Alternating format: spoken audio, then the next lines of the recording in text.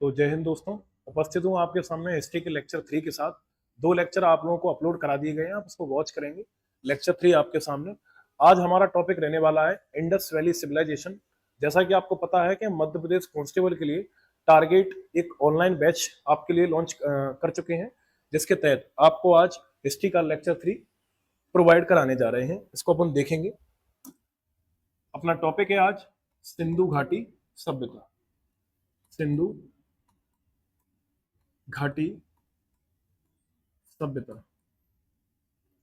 इसको अपन बोलेंगे Indus Valley civilisation, Sindhu घाटी सभ्यता।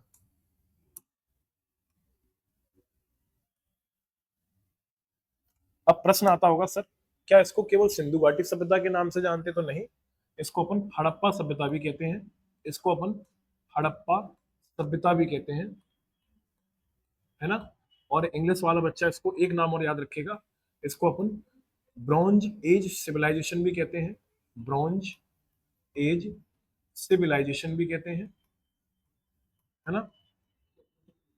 इसको अपन ब्रॉन्ज एज सिविलाइजेशन कहते हैं, या इसको कांस्य युगीन सभ्यता कहते हैं। कांस्य युगीन सभ्यता भी कहते हैं। अब यहाँ महत्वपूर्ण बातें ये है कि सर इसमें अपन क्या क्या पढ़ने वाले, अपन वही पढ़ेंगे जो अपने एग्जाम के हिसाब से बहुत बहुत ज्यादा जरूरी है। अन्यथा इधर उधर की साइड जानकारी अपन बिल्कुल भी नहीं देखेंगे। सबसे पहले प्रश्न ये आता है कि सर इसका टाइम पीरियड कितना होगा? तो 2500 बीसी से लेकर 1700 बीसी तक। कई किताबों में आपको मतभेद लिखा मिल जाएगा, लेकिन एनसीईआरटी के अनुसार 2500 से 1700 बीसी तक इसका कार्यकाल बताया जाता है। ठीक है। और ये कार्यकाल इसका हमें पता कैसे चलता है? तो प्रोसेस होती है कार्बन डेटिंग। कौन सी प्रोसेस होती है? कार्बन डेटिंग के माध्यम से। मैंने आपको लिखाया था ना कल की क्लास में, C14 आइसोटोप का यूज करते हैं अपन इसमें। तो ये हमारा टॉपिक रहने वाला है सिंधु घाटी सभ्यता। अब इसमें अपन क्या क्या पढ़ेंगे वो सारी बातें अपन देखते हैं। इसमें अपन देखो, सबसे पहले अपन जानते हैं कि सिंधु घाटी सभ्यता क्या दुनिया की सबसे पुरानी सभ्यता है? तो हाँ, ये दुनिया की सबसे पुरानी सभ्यता है। इसके साथ साथ पूरी दुनिया में 4 सभ्यताएं इसके समकालीन अस्तित्व में थी, कंटेम्प्रेरी थी इसके। वो कौन कौन सी 4 सभ्यताएं थी वो अपन जानते हैं। देखो, मैंने लिखा समकालीन सभ्यताएं। समकालीन सभ्यताएं, इसके समकालीन कौन कौन सी सभ्यताएं थी वो अपन जानते हैं। देखो, इसके समकालीन जो सभ्यताएं थी वो अपन जानते हैं। इसके कंटेम्प्रेरी कौन कौन सी सिविलाइजेशन थी वो अपन जानते हैं। देखो, पहली सिविलाइजेशन आपने सुना होगा मेसोपोटामिया की सभ्यता। कौन सी सभ्यता है? मेसोपोटामिया। ईरान वाले क्षेत्र में मेसोपोटामिया की सभ्यता भी अस्तित्व में थी। मेसोपोटामिया की सभ्यता, है ना। साथ साथ में मिस्र की सभ्यता, है ना। इजिप्शियन सिविलाइजेशन, मिस्र की सभ्यता, इजिप्शियन सिविलाइजेशन, मेसोपोटामियन सिविलाइजेशन। और साथ साथ में चीन की सभ्यता, चीन की सभ्यता, चाइनीज सिविलाइजेशन। और तीसरी सभ्यता थी अपनी हड़प्पा सभ्यता, जो समकालीन अस्तित्व में हुआ करती थी, हड़प्पा सभ्यता। अब यहां जानने वाली बात यह है कि देखो, एक शब्द मैं आपसे बोल रहा हूं, संस्कृति, कल्चर। जब हमारे घर में बड़े आते हैं तो उनके पैर छूते हैं, उनको पानी पिलाते हैं, उनको चाय नाश्ता कराते हैं, हम बुजुर्गों का आदर सम्मान करते हैं। ये हमारा कल्चर है, ये हमारी संस्कृति है, ये हमारे संस्कार है, जो कि हमारे माँ बाप ने, हमें समाज ने हमें सिखाए। एक अच्छी परिभाषा आपको बताता हूँ। जब किसी संस्कृति को, जब किसी कल्चर को बहुत लंबे समय तक प्रैक्टिस की जाती है, उसको फॉलो किया जाता है, उसका अभ्यास किया जाता है, तो उसे सभ्यता कहते हैं। मैंने क्या कहा, फिर से सुनेंगे। जब किसी संस्कृति को बहुत लंबे समय तक उसका अनुसरण किया जाता है, उसकी प्रैक्टिस की जाती है, उसको फॉलो किया जाता है, तो उसे सभ्यता कहते हैं। तो इसीलिए ये शब्द निकल कर आते हैं, हड़प्पा सभ्यता, है ना, सिंधु घाटी सभ्यता, या कुछ भी कह लो। अच्छा, हड़प्पा सभ्यता और सिंधु घाटी सभ्यता एक ही बात है, कोई अंतर नहीं है। अब आज के डेट में तो लाइट आ गई है, टेक्नोलॉजी है, इंटरनेट है, कई सुविधाएं हैं। पानी के लिए हम बोरिंग करा लेते हैं, अपने आसपास आरओ वाटर सेंटर खुले होते हैं, वहां से अपन पानी के अरेंजमेंट करा लेते हैं। इतने एंशियंट टाइम में, जहां बात बीसी की चल रही है, आज से 5000 साल पहले की बात चल रही है, क्या ये सारी चीजें अस्तित्व में होंगी? तो नहीं होंगी। उस समय इंसान वहीं बसेगा जहां नदियां होती थी। क्या होती थी? नदियां। और आज भी अपन ग्रामीण क्षेत्र की बात करें तो ज्यादातर लोगों के गांव वही मिलेंगे जहां आसपास कोई नदी हो, तालाब हो, कुआं हो। कारण क्या है? हमें वाटर रिसोर्स की आवश्यकता होती है। तो जो सभ्यताएं हैं, ये सभ्यता किसी ना किसी नदी के सहारे बसी हुई है। नदियों के बहुत फायदे होते हैं। सबसे पहले तो हमें पीने के लिए पानी मिलता है, सिंचाई के लिए पानी मिलता है, और भी कई फायदे होते हैं। उस समय इंसान पशुओं को भी पालता था, बैलों को पालना, है ना, और भी कई तरीके के पशु पालता था, जो दुधारू पशु होते थे उनको। तो उसके चलते हम नदियों के आसपास बसते थे। तो आपसे पूछा जाएगा, मेसोपोटामिया की सभ्यता जिस नदी के किनारे बसी हुई थी, उस नदी का नाम क्या था? तो उस नदी का नाम था दजला फरात। क्या नाम था उसका? दजला फरात नदी, है ना। ये ईरान की नदी है। ईरान में चलती थी मेसोपोटामिया की सभ्यता। मिस्र की सभ्यता जिस नदी के किनारे बसी थी, उसका नाम था नील नदी, और सबने सुना होगा दुनिया की सबसे लंबी नदी है नील नदी। चीन की सभ्यता जिस नदी के किनारे थी, उसका नाम था हुआंग हो नदी। कौन सी नदी? हुआंग हो नदी। चाइनीज भाषा का शब्द है ये। और आपको पता है, हड़प्पा सभ्यता सिंधु नदी के किनारे थी। और आपको ये भी याद रखना है कि सिंधु नदी को ही इंडस रिवर कहते हैं। इसको क्या कहते हैं? Indus river. और यही सिंधु नदी तो हमारे भारत का नाम हिंदू, हिंदुस्तान की देन है ना। क्योंकि हमें पता है, जो फारस के लोग थे, उन्होंने सा को ई बोलकर उच्चारण कर दिया, सिंधु को इंदु कहा, और इंदु से हिंदुस्तान, और हिंदुस्तान जैसे अपभ्रंश निकल कर आए। तो यहाँ आपको याद रखना है, ये सभ्यताएं उसकी कंटेम्प्रेरी थी। अब आप सोचेंगे सर कि सिंधु घाटी सभ्यता और हड़प्पा सभ्यता का कुछ हमें मेल समझ नहीं आया, दो नाम कैसे हैं? तो वो नाम आपको समझने आने वाले हैं। पहले आप एक चीज याद रखेंगे, शॉर्ट में इसको आईवीसी कहते हैं, इंडस वैली सिविलाइजेशन। तो जो इंडस वैली सिविलाइजेशन है, ये शब्द किसके द्वारा दिया गया है? तो शब्द दिया गया है जॉन मार्शल के द्वारा। किसके द्वारा दिया गया है? John Marshall. एक फेमस इंग्लिश पर्सनैलिटी है जिसका नाम है जॉन मार्शल। उस जॉन मार्शल के द्वारा दिया गया है कौन सा शब्द? Indus Valley civilisation. इसका आप स्क्रीनशॉट या पेन डाउन करते हैं तो पॉज करके आराम से लिख सकते हैं। चलते हैं अपन अगली स्लाइड की ओर। अब अपन हड़प्पा सभ्यता के बारे में कुछ बेसिक बातें जानते हैं कि सिंधु घाटी सभ्यता, देखो ध्यान से, अगर अपन इंडिया के मैप की बात करें, एक रफली मैप की, तो इसका कुछ अपन विस्तार देखते हैं कि हड़प्पा सभ्यता फैली कहां से कहां तक थी। देखो, ये वाला इलाका है पाकिस्तान का, पाकिस्तान का, और बेसिकली इधर वाला इलाका है इंडिया का, है ना, इंडिया का। और आपको पता है यहाँ पर एक ग्लेशियर है, बहुत शानदार सा, बढ़िया सा ग्लेशियर, जो तिब्बत वाले क्षेत्र में पड़ता है। ये आपका एक ग्लेशियर है। ये जिस क्षेत्र में पड़ता है वो तिब्बत का इलाका है, तिब्बत। और इस तिब्बत वाले इलाके से एक यहाँ पर एक ग्लेशियर है, इसका नाम है चेमयांगडुंग ग्लेशियर। मैंने क्या कहा? चेमयांगडुंग ग्लेशियर। यहाँ पर एक ये ग्लेशियर है। सर आप हमें ये सब क्यों बता रहे हैं? तो यहां से आपको याद रखना है, एक नदी निकलती है, और इस नदी का नाम है सिंधु नदी। ये कौन सी नदी है? इस नदी का नाम है सिंधु नदी। ये सिंधु नदी है। इंडस रिवर कहते हैं इंग्लिश वाले बच्चे इसको प्यार से। अब हड़प्पा सभ्यता की क्या क्वालिटी है कि इसके जितने भी शहर हैं, वो सब इस नदी के आसपास देखने को मिलते हैं। ये मैंने जितने डॉट बनाए हैं, ये सब शहर हैं, ये इस नदी के आसपास देखने को मिलते हैं। इस वजह से इस सभ्यता को क्या बोलते हैं? सिंधु घाटी सभ्यता, क्योंकि ये सभ्यता सिंधु नदी की घाटी में बसी हुई थी। देखो, ये सिंधु नदी है, और ये सागर है अरब सागर। कौन सा सागर है ये? अरब सागर। उसमें बसी हुई थी। तो that's why this was known as Indus Valley civilisation. अब अपन ये जानेंगे कि सर इसको हड़प्पा सभ्यता क्यों कहते हैं? क्योंकि इंडस वैली सिविलाइजेशन में सबसे पहले जो शहर खोजा गया था वो हड़प्पा हुआ करता था। कौन सा था? हड़प्पा। तो हड़प्पा इसका सबसे पहला शहर है। That's why it is also known as Harappan civilisation. इसको हड़प्पा सभ्यता भी कहते हैं, और इंडस वैली सिविलाइजेशन भी कहते हैं, और क्या कहते हैं इसे? Bronze age civilisation. कोई पूछे आपसे इसको ब्रॉन्ज एज सिविलाइजेशन क्यों कहते हैं? क्योंकि ब्रॉन्ज एज मतलब कांस्य युगीन सभ्यता। कांस्य युगीन सभ्यता भी कहते हैं हड़प्पा सभ्यता को, ब्रॉन्ज एज सिविलाइजेशन। और आपको पता है, इंसान ने सबसे पहले आके कॉपर का यूज सीखा। कॉपर पहली बार सीखा। तो कॉपर में जब उसने टिन मिला दिया, क्या मिला दिया? टिन। तो कॉपर में टिन मिलाने से एक नई मिश्र धातु या एलॉय बन गई जिसका नाम था ब्रॉन्ज। और इस हड़प्पा सभ्यता के लोगों के द्वारा सबसे ज्यादा यूज किया गया ब्रॉन्ज का। उस ब्रॉन्ज के यूज के चलते इस सभ्यता को हड़प्पा सभ्यता भी कहते हैं। सिंपल सी बात है। ठीक है, अब अपन और आगे चलते हैं। अगर हड़प्पा सभ्यता का विस्तार देखा जाए तो हड़प्पा सभ्यता कुछ इस तरीके से विस्तृत हुआ करती थी, इस तरीके से विस्तृत हुआ करती थी, यहां से लेके यहां तक और यहां से लेके यहां तक। ये इसका विस्तार था, ये इसका क्या था, विस्तार। अब इसके विस्तार की बात की जाए, इसके चार छोर हो जाते हैं। वन, मैंने पॉइंट्स बना दिए हैं, आप इनको ध्यान से गौर फरमाएंगे। एक हिस्सा, इसका दूसरा कॉर्नर, तीसरा कॉर्नर, चौथा कॉर्नर, ये चार कॉर्नर हो गए।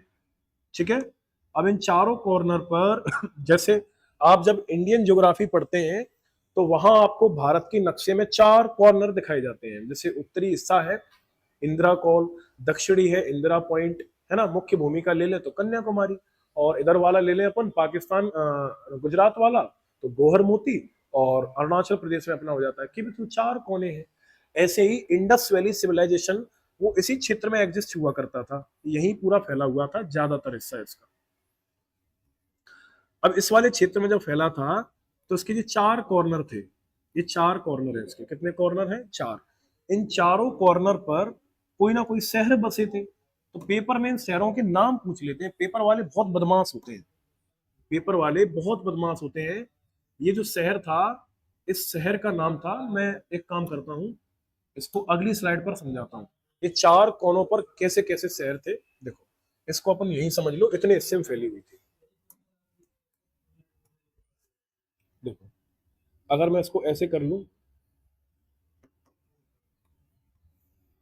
ये देखिए, ठीक है, उत्तर वाला हिस्सा है इसका, इसका नाम है मांडा। क्या नाम है इसका, मांडा।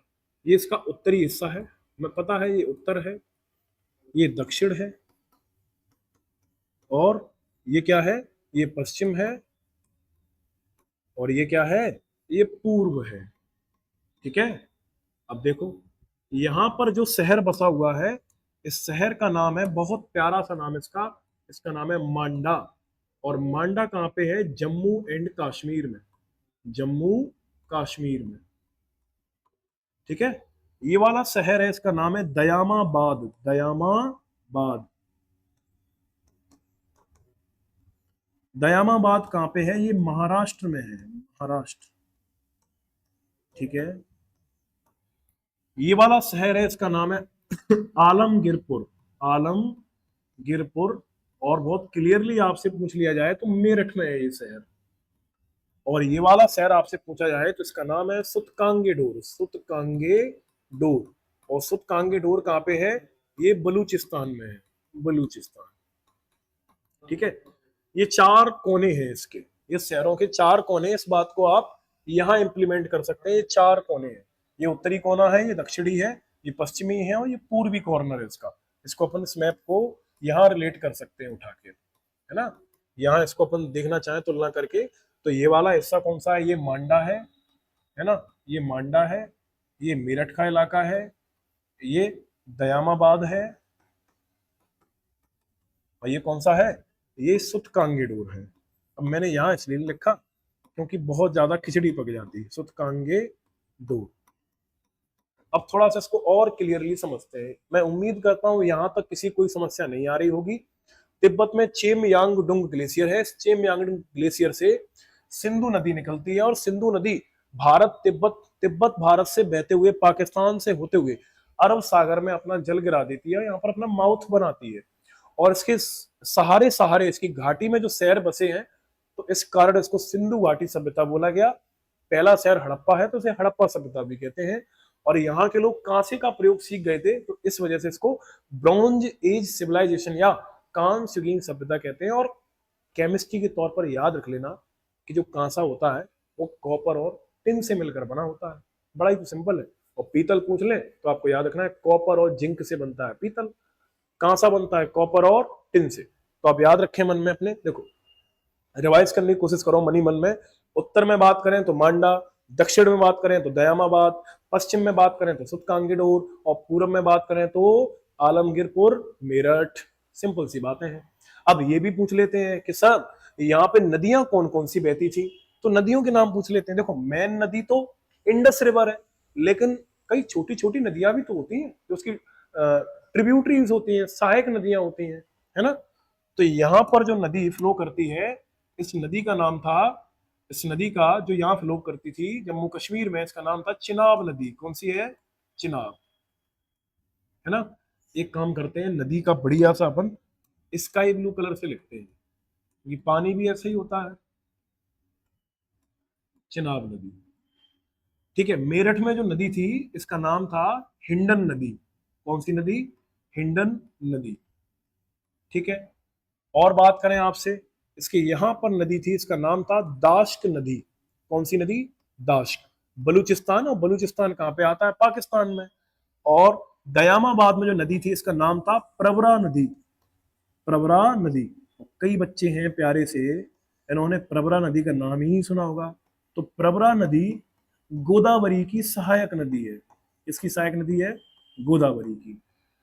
तो ये चारों कोने हो गए, इसको याद रखेंगे। ऊपर चिनाब, नीचे प्रवरा, पश्चिम में दाश्क, और पूरब में हिंडन रिवर। कितना सिंपल है सब कुछ, देखो कहाँ टफ है। अब आपको कुछ बेसिक बेसिक बातें बताते हैं, इसके बेसिक फैक्ट। अच्छा देखो, बेसिक फैक्ट्स देखते हैं अपन इसके, बहुत शानदार, बहुत अच्छे अच्छे तथ्य देखते हैं। इसको आप ड्रॉ कर लेंगे। देखो बेसिक फैक्ट्स, प्रमुख तथ्य। अगर आपसे हड़प्पा सभ्यता का क्षेत्रफल पूछा जाए, क्या पूछा जाए? इसका क्षेत्रफल कितना था, तो आप बड़े आसान शब्दों में बता देना, 13 लाख किलोमीटर स्क्वायर हुआ करता था इसका क्षेत्रफल, जो कि आप लगभग में याद रखेंगे। देखो आज भारत का क्षेत्रफल कितना है? 32,87,263 किलोमीटर स्क्वायर। ये 13 लाख है। थोड़ा सा कंपैरिजन करो मन में, इतना ही इलाका तो है। अब इतना इलाका 13 लाख में तो आएगा। देखो ठीक है। अगर इसका शेप पूछे, इसका आकार कैसा है, जहां सिंधु घाटी सभ्यता फैली हुई थी, तो मैप पर मैंने आपको दिखाया, देखो त्रिभुज जैसा बना हुआ है। तो पेपर में कई बार पूछ लेते इसका आकार कैसा था, तो उसको टिक कर देना, त्रिभुजाकार था, ट्रायंगुलर था, त्रिभुजाकार। ठीक है, कोई दिक्कत ही नहीं है। अच्छा, आपसे पूछा जाए क्या ये पूजा करते थे, देखो मंदिर के साक्ष्य तो नहीं मिले हैं, लेकिन ये प्रकृति की पूजा करते थे। ये किसकी पूजा करते थे? प्रकृति की पूजा करते थे। ये नेचर को पूछते थे कि हमें नेचर ने खाने के लिए फसलें दी हैं, और कई चीजें थी, जैसे नदियां हैं। तो प्रकृति की पूजा करते थे, नेचर वर्शिप करते थे ये लोग। अच्छा, यहाँ से कोई सील मोहर मिली है, तो बिल्कुल मिली है। एक मोहर मिली है पशुपतिनाथ की। इनको आदि शिव या भगवान शिव का ही रूप बताया जाता है, पर थोड़ा सा ये सस्पेक्टेड चीजें हैं। तो पशुपतिनाथ की मोहर मिली है। ठीक है, हम आपको दिखाएंगे ये मोहर वगैरह सारी चीजें। और आपसे पूछा जाएगा कि यहाँ के लोग जो व्यापार करते थे, अच्छा आप एक चीज सुनेंगे ध्यान से, यहाँ के लोगों की सबसे प्रमुख फसल पूछी जाएगी आपसे, कौन सी थी? तो प्रमुख फसल इनकी जो है वो जौ। जौ बोले तो बारले, और जौ प्लस गेहूं। चावल सेकेंडरी फसल हुआ करती थी। लोथल जैसे इलाकों में चावल के साक्ष्य देखने को मिलते हैं, है ना। चावल, जिसको अपन धान भी कह सकते हैं। तो फसल कौन सी थी? जौ और गेहूं। इनका सबसे प्रिय जानवर पूछा जाएगा, इनका सबसे प्रिय जानवर कौन था? तो प्रिय जानवर था इनका, इनका प्रिय जानवर था कुबड़ वाला सांड। आपने आमतौर पर जो सांड देखा है वही कुबड़ वाला सांड होता है, वो इनका प्रिय जानवर था। अच्छा, इनका कोई धार्मिक चिन्ह था क्या? इनका कोई स्पेशल चिन्ह? तो भैया ये लोग स्वास्तिक चिन्ह बनाते थे। कौन सा चिन्ह बनाते थे? स्वास्तिक। तो कई बार पूछते हैं कि स्वास्तिक चिन्ह की जो खोज हुई है, अब मुझे नहीं पता ये मैंने सीधा बनाया उल्टा बनाया, अब मुझे इसका आइडिया तो नहीं है बहुत ज्यादा, मे भी ऐसा ही बनता होगा। ये स्वास्तिक चिन्ह हुआ करता था, जिसको हड़प्पा सभ्यता के लोग धार्मिक कार्यों में, शुभ कार्यों में बनाते थे इसको। ठीक है, तो इतनी बेसिक फैक्ट्स के तौर पर आप इसको याद रखेंगे, इसको नोट डाउन करो फटाफट से। ठीक है, मुझे लगता है मैंने इसको गलत बनाया है, शायद ये ऐसे बनता होगा, शायद। लेकिन आपको इतना ध्यान नहीं देना है, पूजा पाठ तो नहीं करनी है अपन को, उसको स्वास्तिक चिन्ह कहते हैं। ठीक है, इसको फटाफट से आप पेन डाउन करें।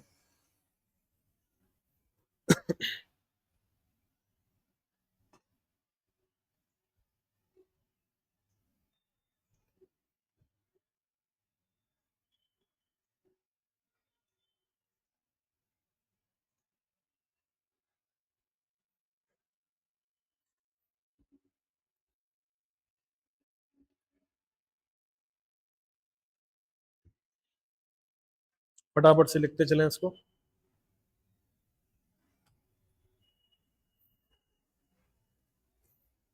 चलो और आगे चलते हैं अपन, देखते हैं। अच्छा, हड़प्पा सभ्यता के लोग, आपसे पूछा जाएगा व्यापार में जिस पद्धति का यूज करते थे, व्यापार में उस पद्धति को बोलते हैं अपन वस्तु विनिमय प्रणाली। पैसे तो चलते नहीं आपके तरह दे आए, फोन पे तो नहीं चलता होगा, गूगल पे भी नहीं चलता होगा, भैया पैसे नहीं चलते थे, करेंसी नहीं थी, तो व्यापार कैसे करते होंगे? तो एक सिस्टम होता है, इसको बोलते हैं वस्तु विनिमय प्रणाली, बार्टर सिस्टम कहते हैं। यानी कि वस्तु के बदले वस्तु, मैंने आपको 10 केजी गेहूं दे दिए, तुम भैया हमें 15 किलो टमाटर दे दो, ऐसे समझो, वस्तु के बदले वस्तु। ठीक है, तो व्यापार कैसे करते थे? वस्तु विनिमय प्रणाली। यानी कि अपन कह सकते हैं इस सिस्टम को बोलते थे बार्टर सिस्टम। कौन सा सिस्टम बोलते थे? Barter system.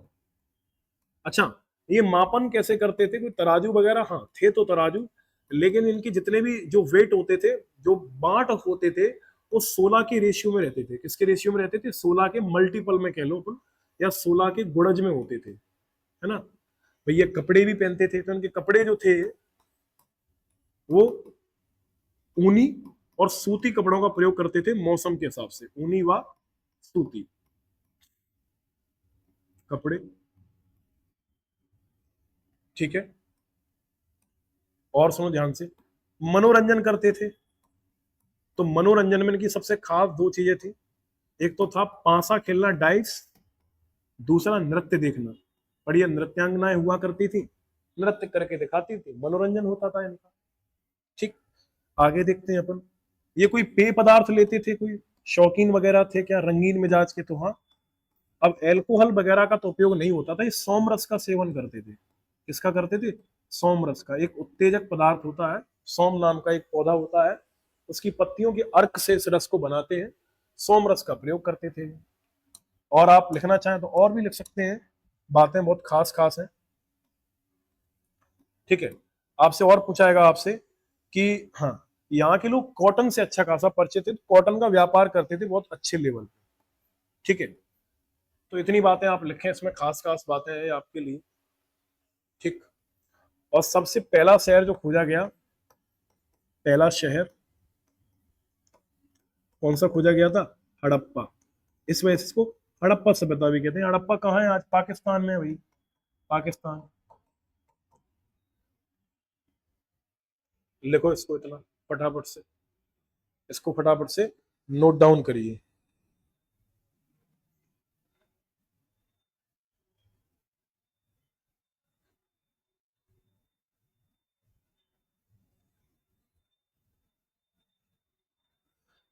लिखते चलें फटाफट से।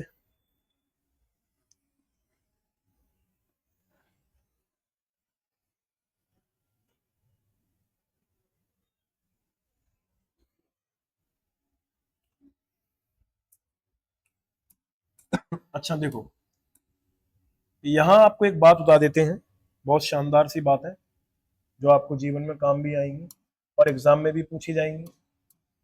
देखो,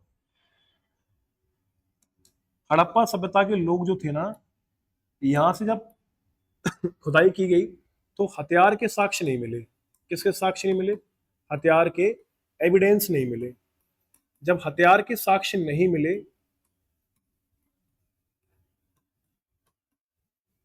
तो इससे ज्ञात होता है, इससे ज्ञात होता है ये युद्ध नहीं करते थे। युद्ध नहीं करते होंगे तभी तो हथियार नहीं है, युद्ध नहीं करते थे। वही हथियार होंगे भी कैसे? लोहे की खोज तो नहीं हुई थी इस समय तक। पत्थरों के औजारों का प्रयोग तो पाषाण काल में होता था। ठीक है, इनका जो समाज था, जो सोसाइटी थी, वो 4 वर्गों में कैटेगराइज हुआ करती थी। जो टॉप लेवल पे थे वो प्रीस्ट थे, ये तुलना करने के लिए बताए गए हैं, जो कि एक जिनको समाज में थोड़ा सा ओहदा मिलता था। एक दूसरा वर्ग हुआ करता था रूलर, और तीसरा हुआ करता था मर्चेंट यानी व्यापारी, और चौथे हुआ करते थे वर्कर। हालांकि जाति व्यवस्था के कोई प्रमाण नहीं मिले हैं, फिर भी समाज में जो कामों के आधार पर चीजें बटी हुई थी, व्यापार करने का काम था, जो वर्कर हुआ करते थे वर्किंग करते थे, रूलर वगैरह समाज को देखते थे। और समाज में पैसों को लेकर कोई विभाजन नहीं था, अमीरी और गरीबी।